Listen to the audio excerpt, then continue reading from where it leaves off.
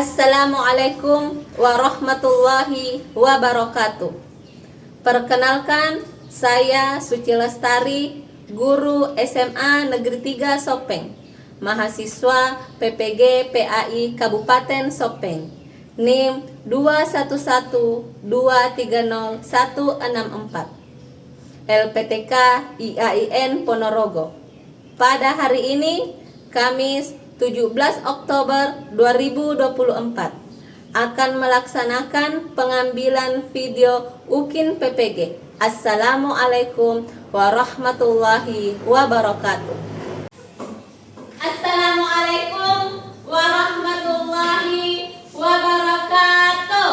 Waalaikumsalam warahmatullahi wabarakatuh. Bagaimana kabarnya hari ini?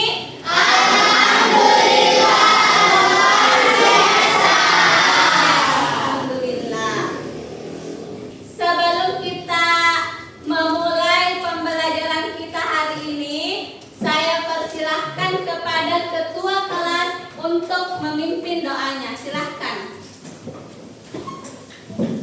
Sebelum kita belajar, marilah kita bersama-sama membaca doa sebelum belajar. Doa dimulai.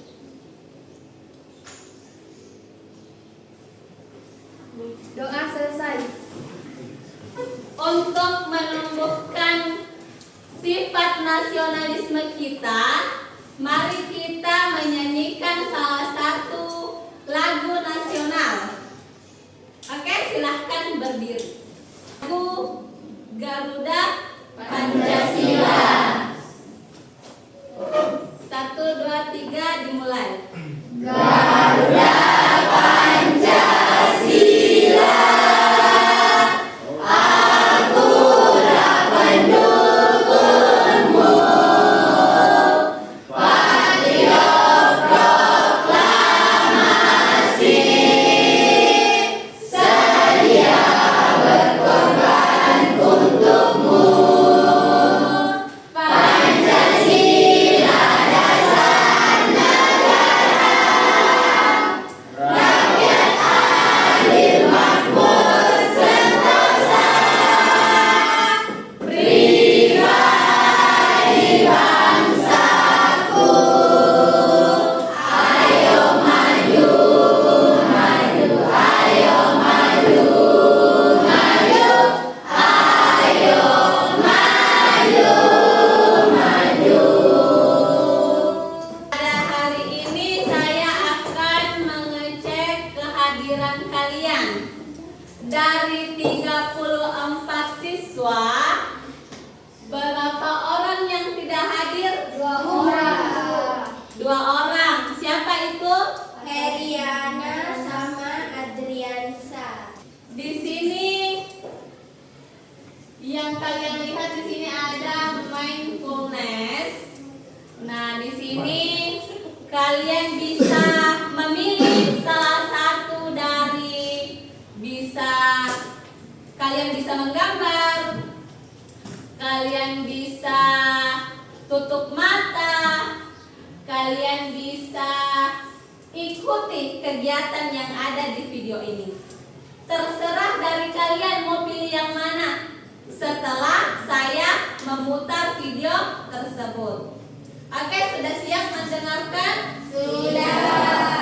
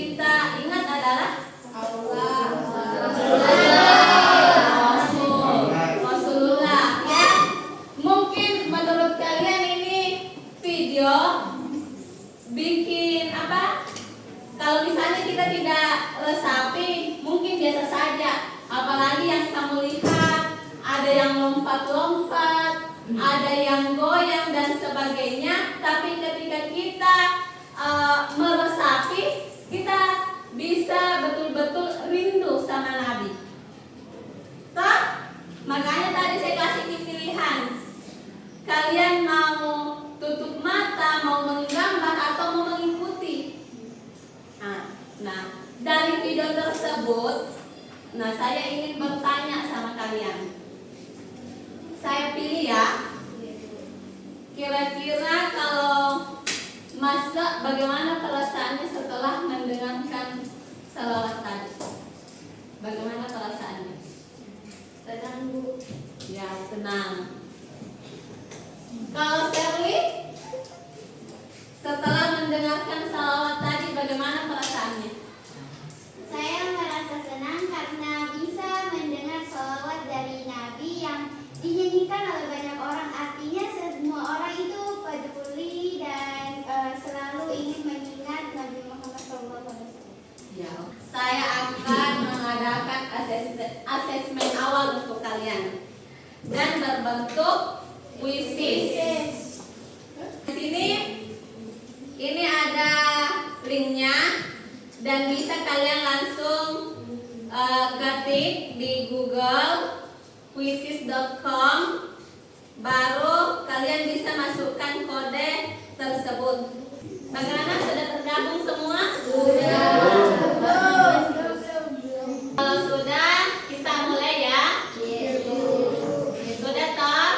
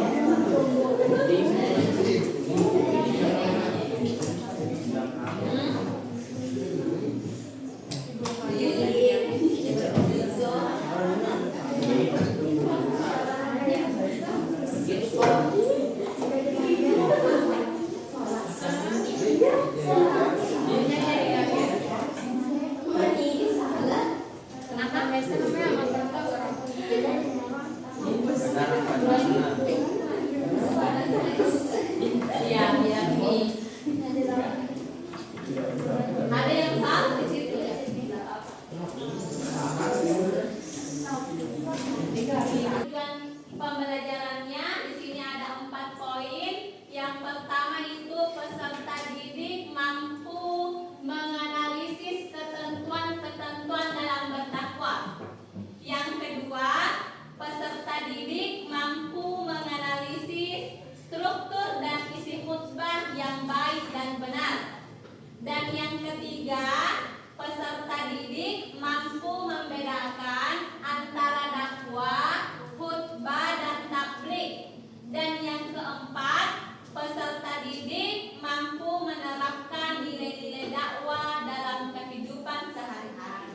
Di sini tentu kita harus punya motivasi. Kenapa kita belajar tentang dakwah, tentang khutbah, dan tabligh? Motivasi kita untuk belajar materi tersebut karena dengan kita belajar misalnya dakwah, otomatis kita bisa menyampaikan hal-hal yang berkaitan dengan agama Islam dengan baik. Nah, jadi dakwah itu tidak terikat dengan waktu, bisa disampaikan kapan saja. Dakwah ini juga bisa disampaikan oleh semua orang dan bisa disampaikan juga secara lisan. Bahkan mungkin kalian pernah lihat di media sosial, di Instagram ataupun TikTok, di situ banyak yang berbau tentang dakwah. Apel set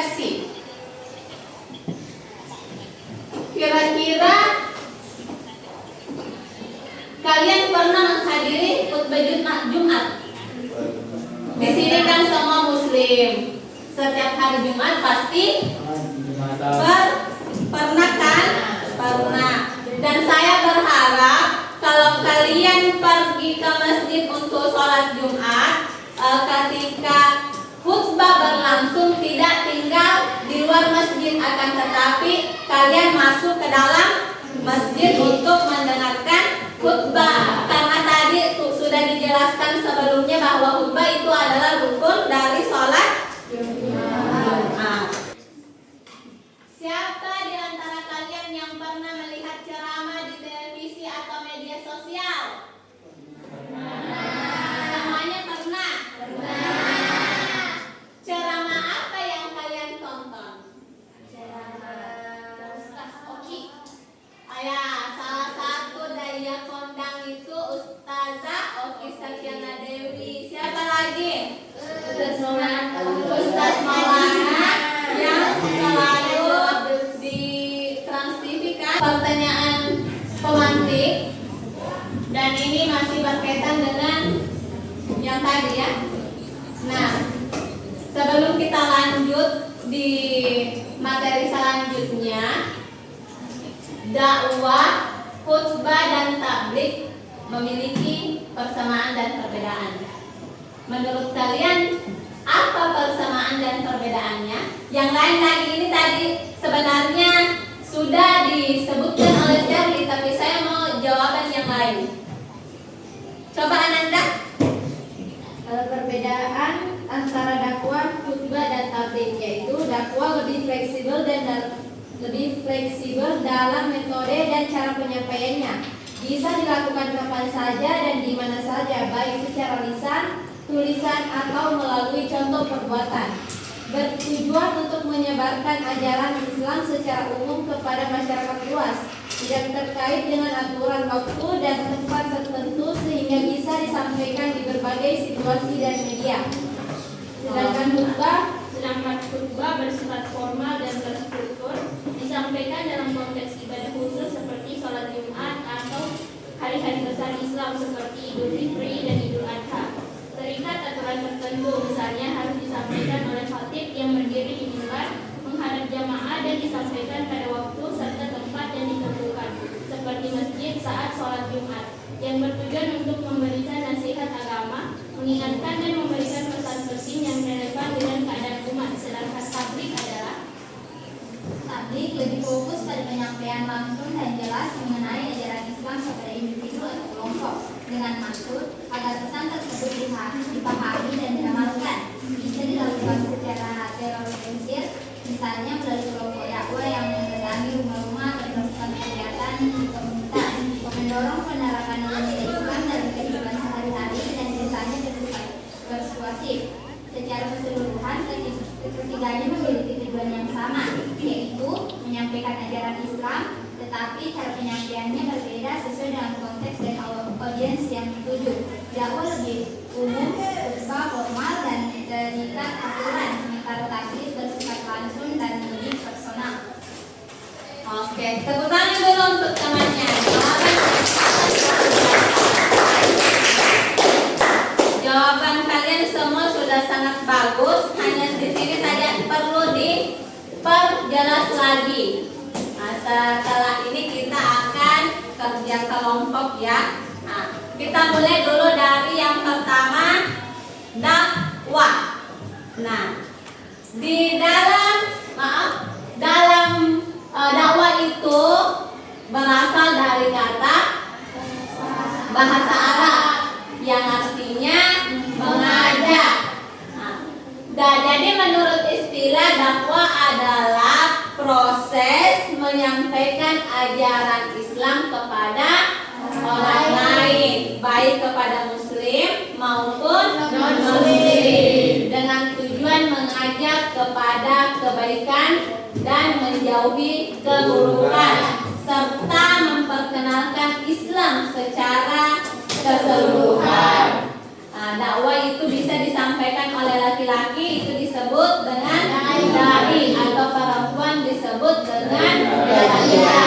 Sebagaimana tadi sudah dijelaskan bahwa dakwah itu tidak terikat oleh waktu, bisa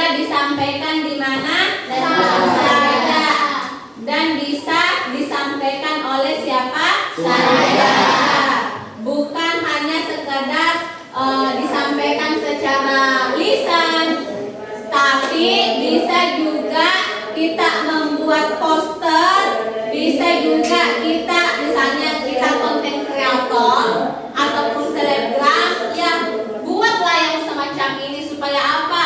Bisa bermanfaat untuk orang banyak. Secara tidak langsung kita sudah menjadi pendakwah, ya.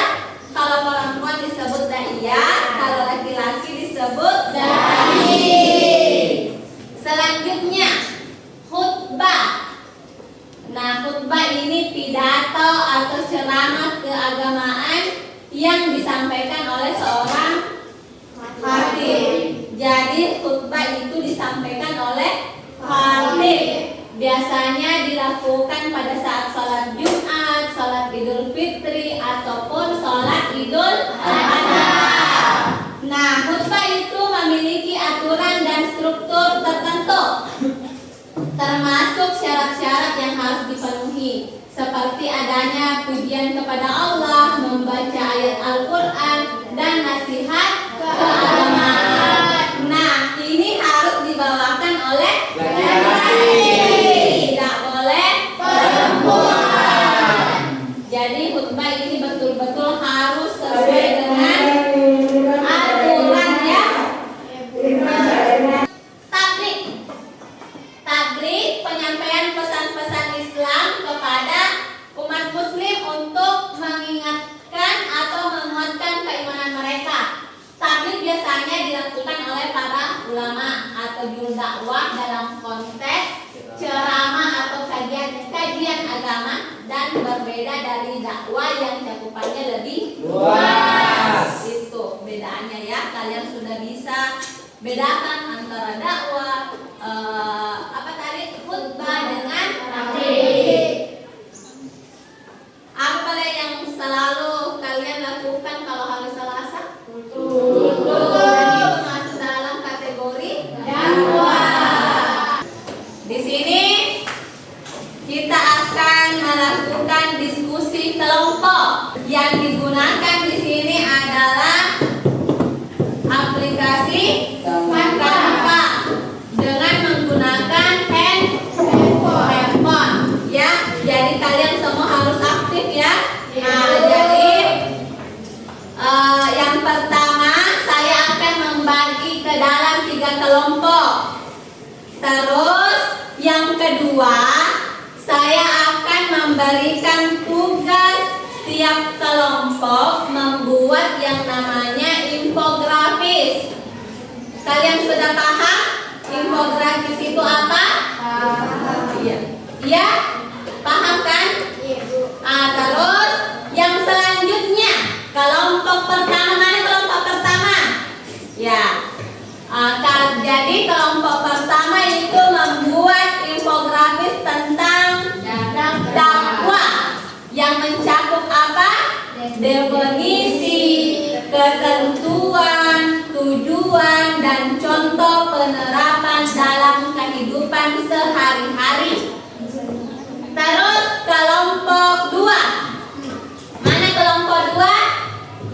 Jadi kelompok 2 itu membuat infografis tentang khutbah yang meliputi struktur khutbah yang baik dan benar, syarat-syarat khutbah, serta perannya dalam Islam. Mana kelompok 3? Nah, kelompok 3 tugasnya adalah yang mencakup perbedaan dengan dakwah dan khutbah, serta bagaimana tabligh disampaikan dalam konteks yang berbeda. Bagaimana? Sudah siap dikerjakan? Sudah. Oke, selamat mengerjakan.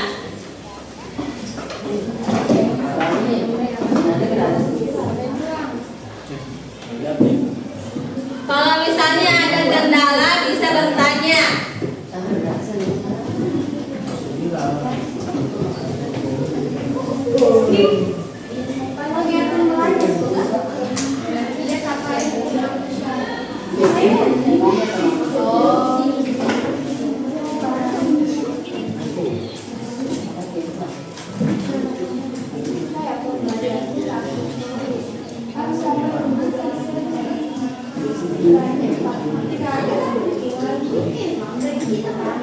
Nah, jadi setiap kelompok bisa mencari informasi dari artikel ataupun media online tentang topik yang telah diberikan, ya.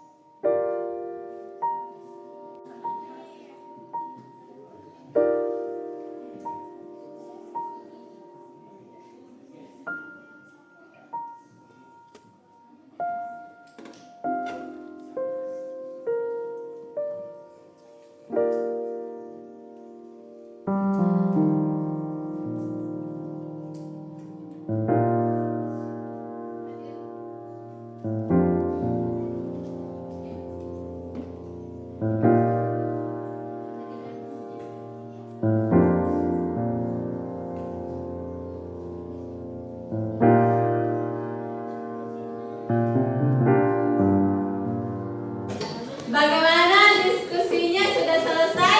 Sudah.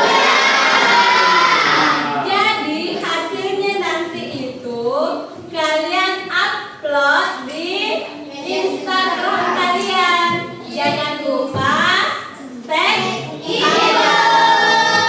Kalian pasti sudah tahu, saya karena kenapa ini bukan lagi yang pertama. Sebelumnya toh, nanti ingat upload ya. Satu orang tuh satu kelompok atau semua? Satu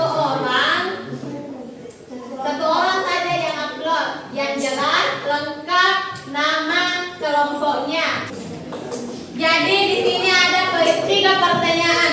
3 pertanyaan di refleksi ini ada 3 pertanyaan yang saya akan berikan kepada kalian.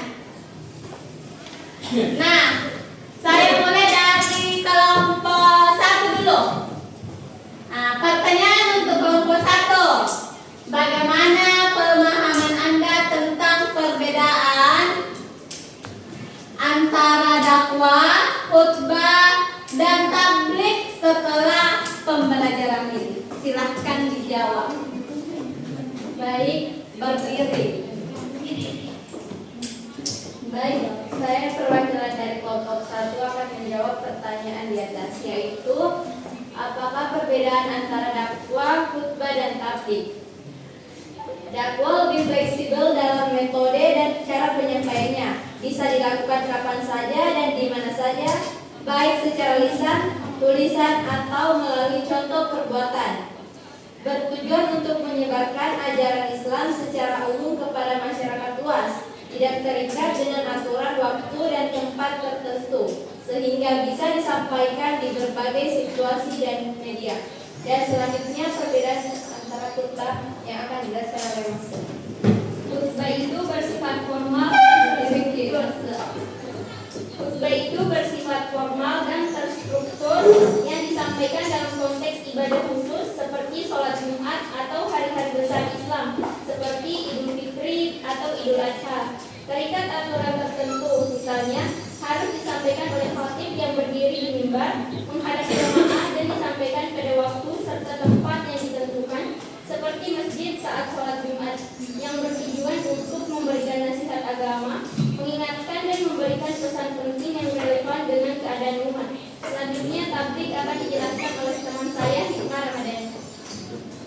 Tablik lebih fokus pada penyampaian langsung dan jelas mengenai ajaran Islam kepada individu atau kelompok dengan maksud agar pesan tersebut dipahami dan diamalkan, atau dapat disimpulkan bahwa tablik bersifat langsung dan lebih personal. Oke.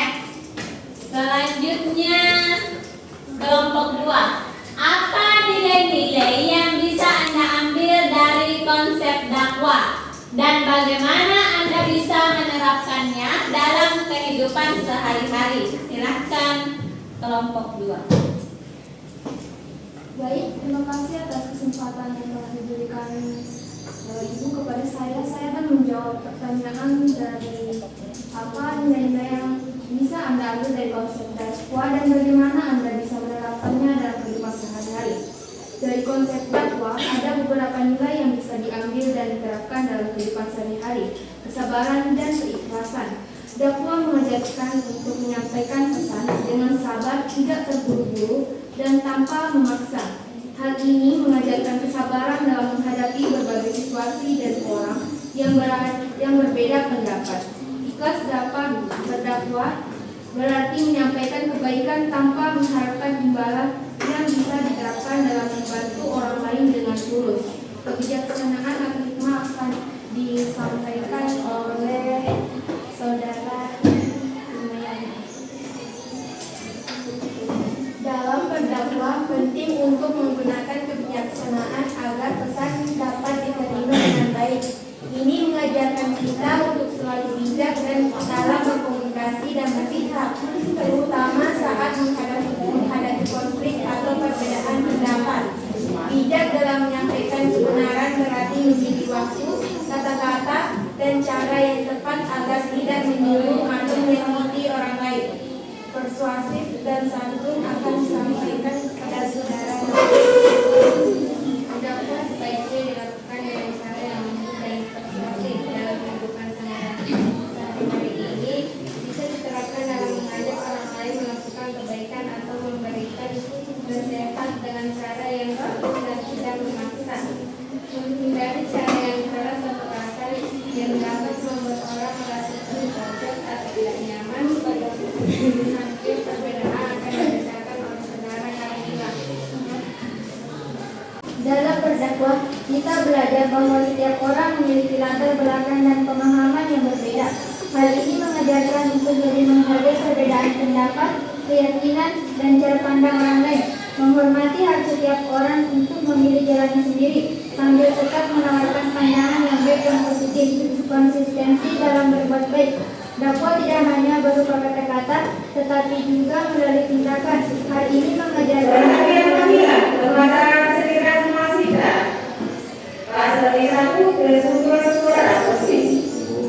untuk selalu menjadi contoh yang baik melalui perbuatan mendengarkan nasihat baik seperti jujur, sabar, dan menghormati orang lain merupakan cara dakwah tanpa kata-kata yang dapat menginspirasi orang di sekitar. Dengan menerapkan nilai-nilai ini, kita bisa menjadi pribadi yang lebih sabar, bijaksana, dan santun, serta bisa berkontribusi positif dalam lingkungan sosial kita. Selanjutnya yang terakhir,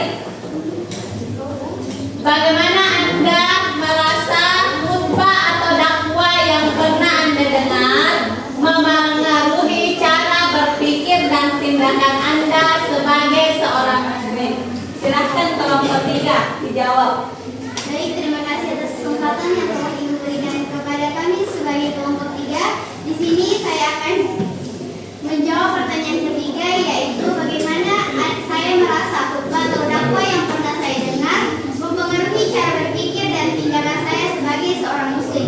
Khutbah atau dakwah yang pernah didengar bisa sangat mempengaruhi cara berpikir dan tindakan seseorang sebagai seorang muslim. Pengaruhnya bisa berupa peningkatan kesadaran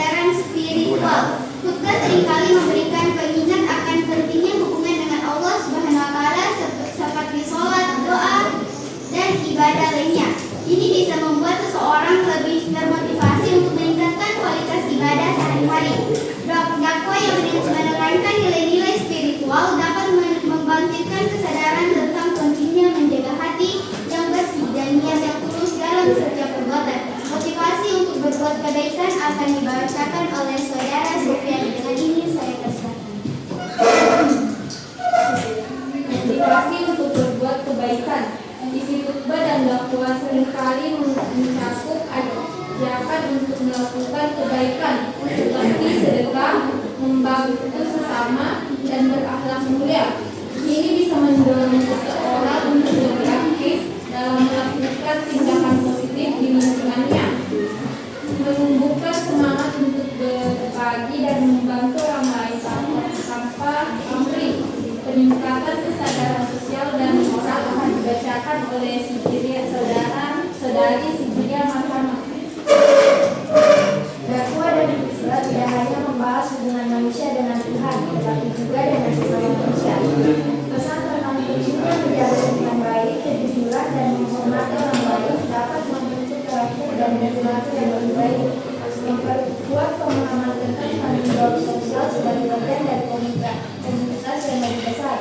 Pembelajaran dan pengetahuan tentang agama akan diajarkan oleh saudara sama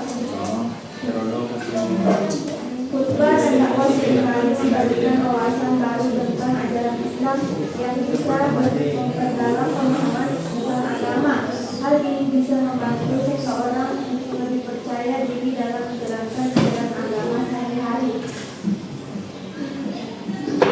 Itulah tadi yang sempat kami sampaikan. Mohon maaf apabila ada kesalahan kata maupun perbuatan. Wabillahi taufiq wal hidayah. Wassalamualaikum warahmatullahi wabarakatuh. Oke.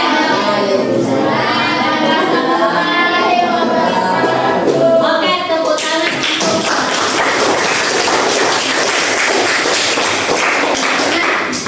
Sebagai kesimpulan, setelah kita mempelajari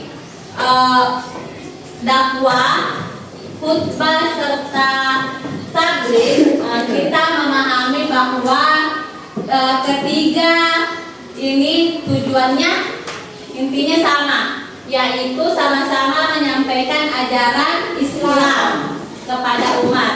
Namun dalam penyampaiannya itu tentunya konteksnya berbeda. Sebagaimana kalian bisa lihat di atas bahwa dakwah itu seperti ini, dakwah itu berarti ajarkan ya. Sedangkan khutbah itu adalah ceramah keagamaan secara formal, serta tabligh itu artinya menyampaikan. Dari ketiganya memainkan peran penting dalam menyebarkan nilai-nilai Islam dan menjaga kesucian ajaran agama.